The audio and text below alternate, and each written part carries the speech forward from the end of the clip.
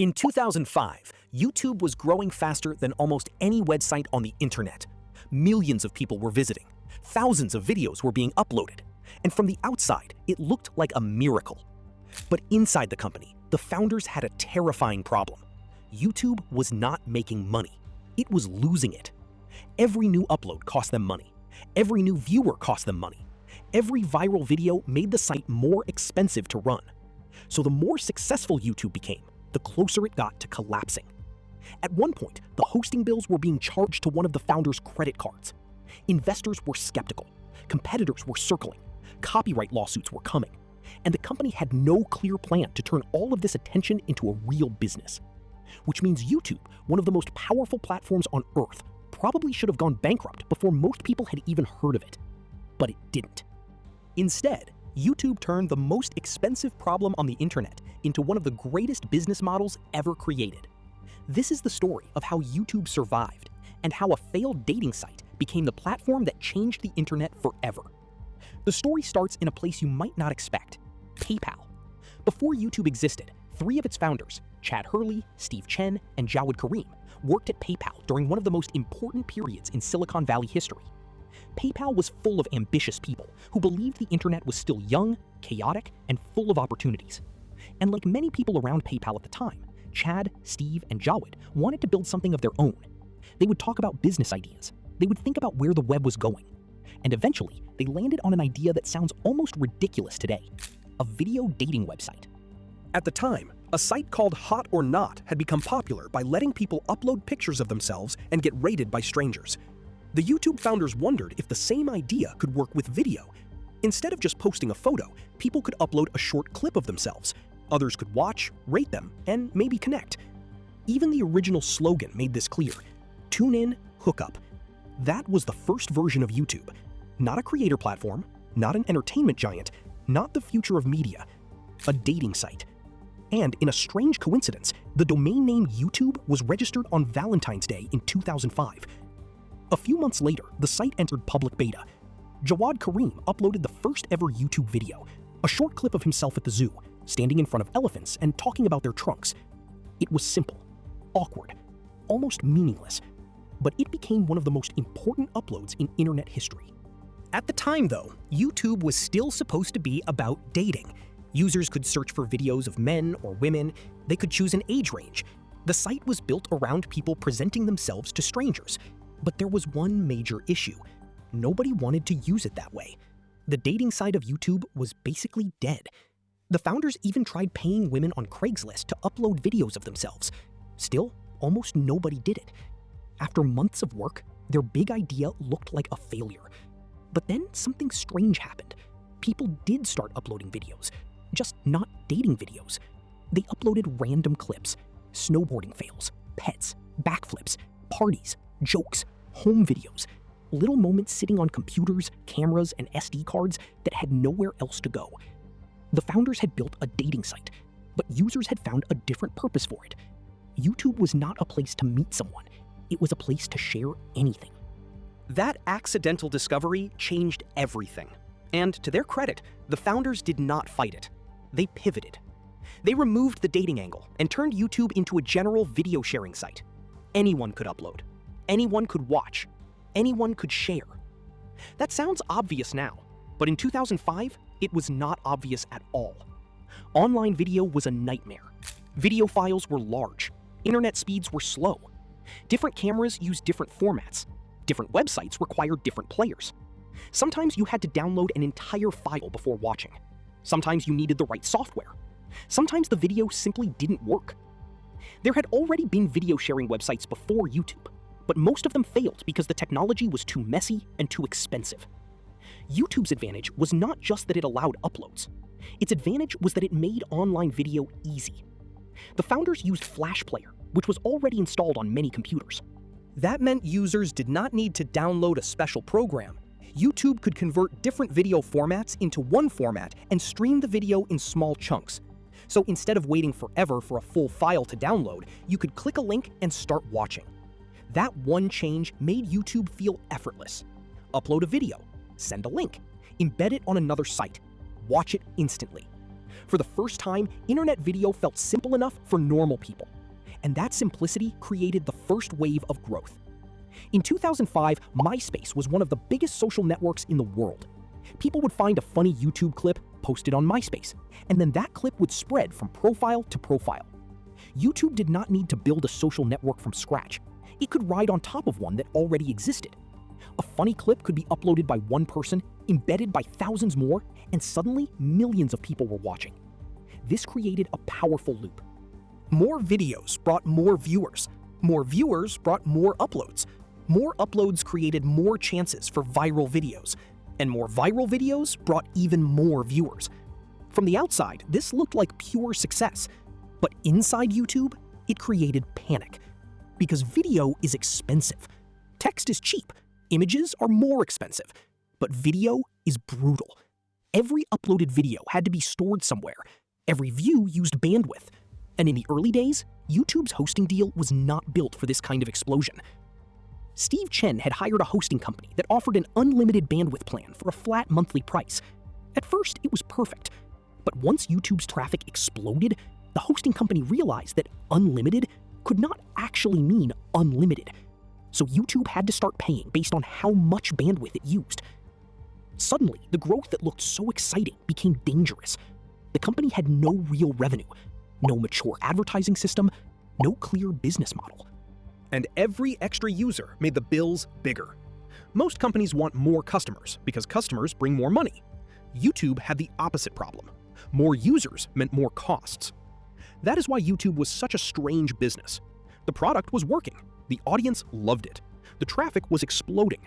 But the company itself was financially broken. The founders needed investors, fast. But when they pitched YouTube, investors were hesitant.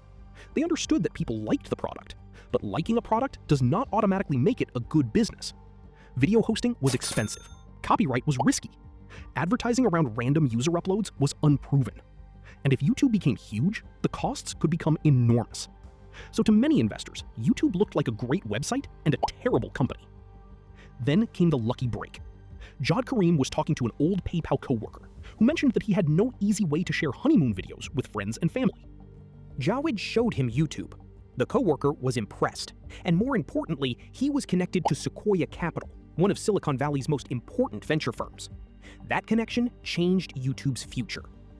In late 2005, Sequoia invested millions of dollars into YouTube.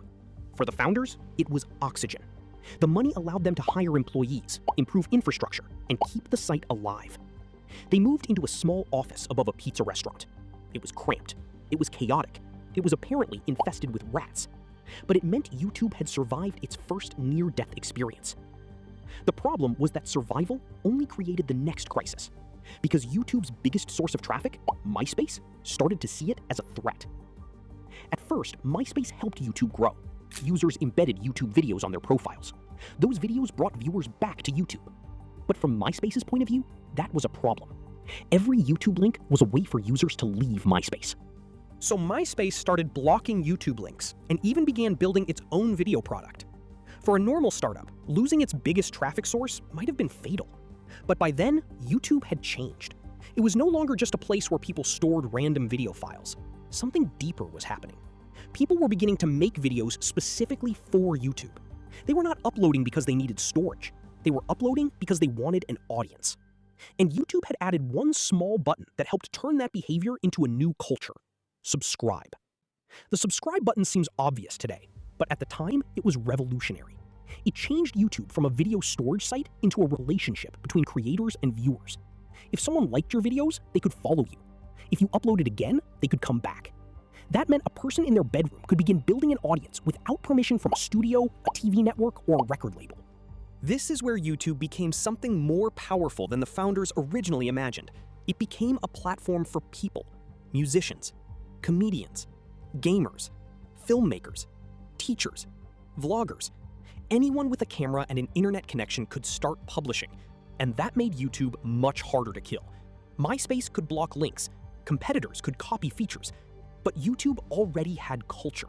It had creators, it had viewers, it had communities forming around people who never would have been given a chance in traditional media. By 2006, YouTube was growing at an unbelievable speed. Millions of people were watching every day. Tens of thousands of videos were being uploaded daily. Early internet celebrities began to appear, and the site was becoming one of the most important places on the web. But the same thing that made YouTube powerful also made it dangerous. Anyone could upload anything, and that meant anything. People uploaded TV clips, music videos, Movie scenes, sports highlights, comedy sketches, copyrighted songs, random home videos with copyrighted music in the background. For viewers, this made YouTube exciting. For media companies, it looked like piracy at massive scale. YouTube was called the video version of Napster, and that comparison was terrifying. Napster had changed the music industry, but it had also been sued into destruction. YouTube now faced the same question. Could it survive when some of the biggest media companies in the world wanted to destroy it? The company was in an almost impossible position. It was growing incredibly fast, but it still had weak revenue. It was expensive to run. It was full of copyrighted content, and it did not have the tools to police everything being uploaded. So by the summer of 2006, YouTube looked like a miracle that might collapse at any moment. And then, Google bought it. In October 2006, just around a year and a half after YouTube launched, Google acquired the company for $1.65 billion. At the time, many people thought the price was insane. YouTube had huge traffic, but also huge problems. It was not clearly profitable. It was facing copyright pressure. It was expensive to operate. But Google understood something important. Online video was going to matter. Google had already tried to build its own video service, Google Video, but YouTube was winning. So Google made the obvious decision. If it could not beat YouTube, it would buy YouTube. But buying YouTube did not instantly solve the problem.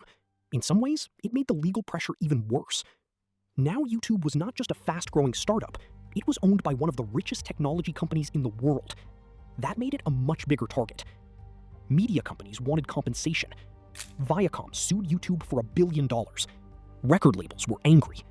Copyright holders wanted control, and Google needed to figure out how to keep YouTube open without letting it become a piracy machine. The solution became one of the most important systems in YouTube history: Content ID. Content ID allowed copyright holders to upload reference files into YouTube's system.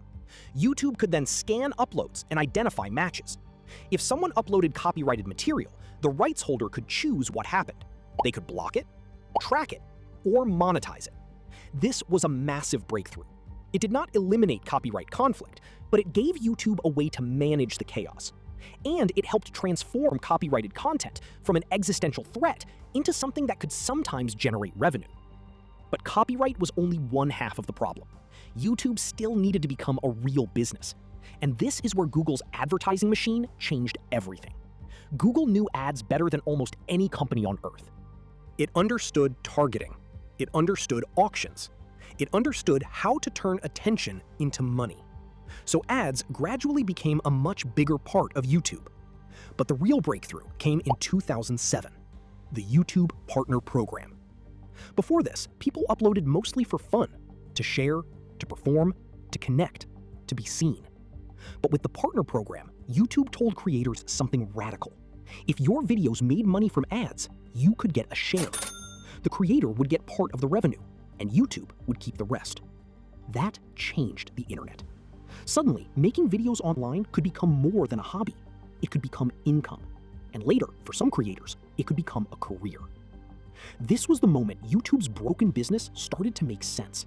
The same free uploads that once threatened to bankrupt YouTube became the engine of the platform. Creators uploaded because they could build audiences and earn money.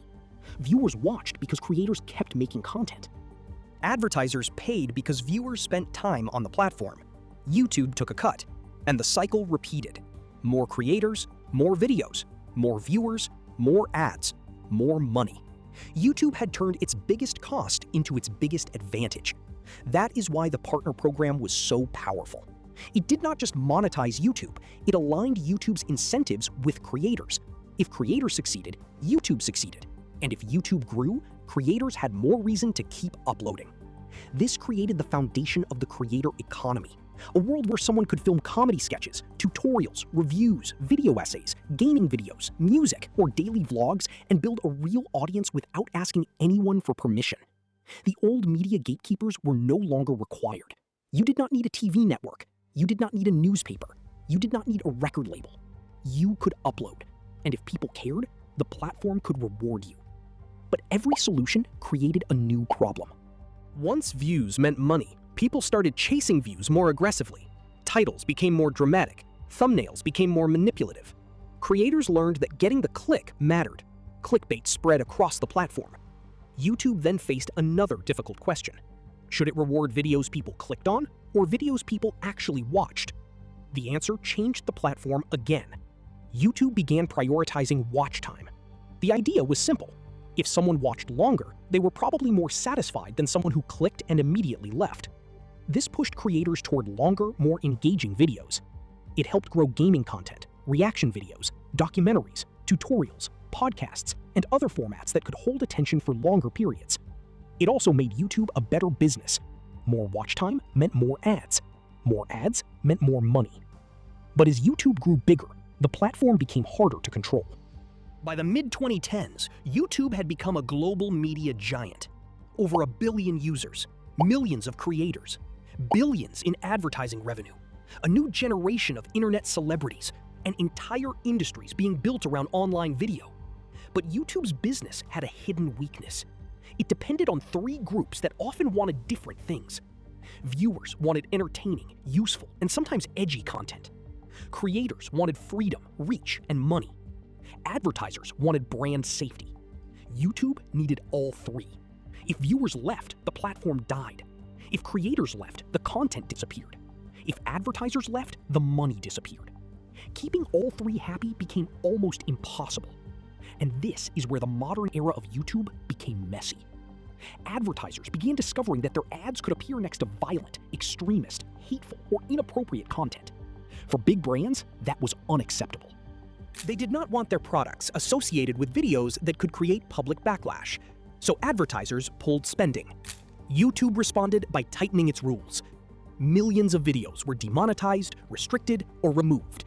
This became known as the Adpocalypse. For advertisers, it was about safety.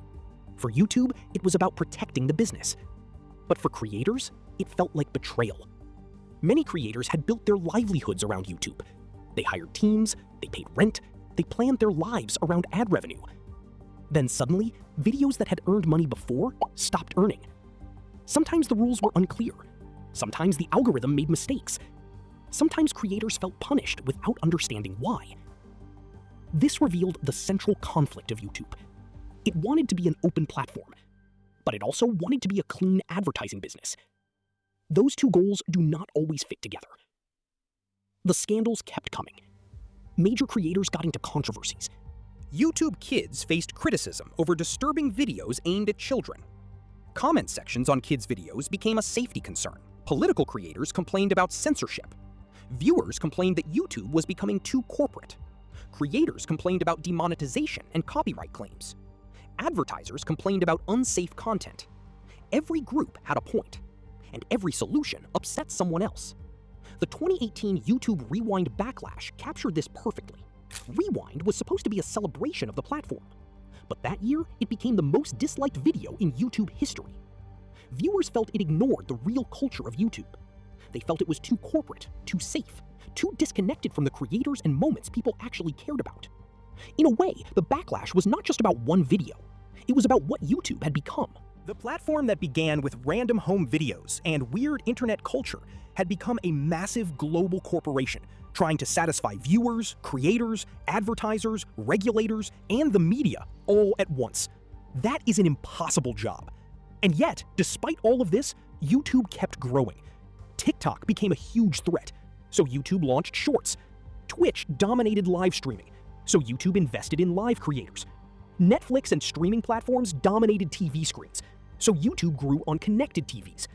Instead of being replaced, YouTube adapted. And today, it is no longer just a website. It is search engine, streaming platform, music app, education library, podcast network, TV competitor, creator economy, and social platform all at once. That is what makes YouTube so unusual. Most internet companies dominate one behavior. YouTube touches almost everything. People use it to learn, to relax, to follow news, to listen to music, to fix things, to be entertained, to study, to build businesses, to become creators themselves. And the creators have changed too. Early YouTubers were often just people in bedrooms with webcams. Today, some creators run full production companies. They hire teams, build brands, launch products, sell companies, make documentaries, game shows, podcasts, and movies. YouTube did not just create a new kind of platform, it created a new kind of career. And that is what makes its beginning so strange. Because YouTube was not born as a perfect business. It was born as a failed dating site. Then it became a free video sharing site that cost more money every time people used it. Then it became a legal nightmare. Then it became a Google acquisition that many people thought was overpriced. But piece by piece, YouTube solved the impossible equation. Bandwidth became infrastructure. Piracy became content ID. Random uploads became creators. Attention became advertising. Creators became partners. And a website that should have gone bankrupt became one of the most valuable media platforms ever built. That is the real story of YouTube. Not just that it became big, but that it became big before it knew how to survive. For most companies, that would have been fatal. For YouTube, it became the foundation. Because once Google found a way to turn all that chaos into a system, YouTube's biggest weakness became its greatest strength. Anyone could upload, anyone could watch, anyone could build an audience, and YouTube could sit in the middle of all of it. That is why YouTube survived, and it is why, almost 2 decades later, the platform is still here. It is not perfect. It frustrates creators. It frustrates viewers. It frustrates advertisers, and it probably always will. But losing YouTube would feel different from losing almost any other platform, because YouTube is not just entertainment. For many people, it is the internet's memory. The place where old clips live, where creators grow up, where tutorials save you, where music is discovered, where careers are built, where random moments become culture. And that is why the beginning is so unbelievable. YouTube started as a site where nobody wanted to upload dating videos. Then it became a company that could barely afford its own success. And somehow, from that chaos, it became one of the most important businesses on Earth. YouTube should have gone bankrupt. Instead, it became the internet.